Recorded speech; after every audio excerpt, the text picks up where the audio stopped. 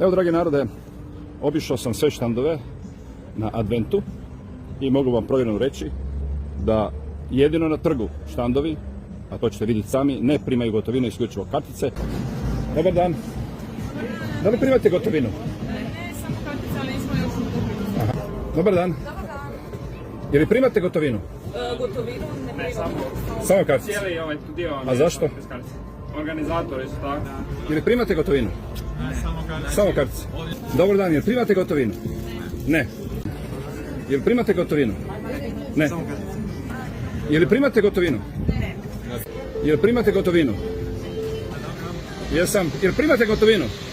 Ne. Samo kartice. Je li primate gotovinu? Je li primate gotovinu? Je li primate gotovinu? Niko. A je li vi primate gotovinu? Ne.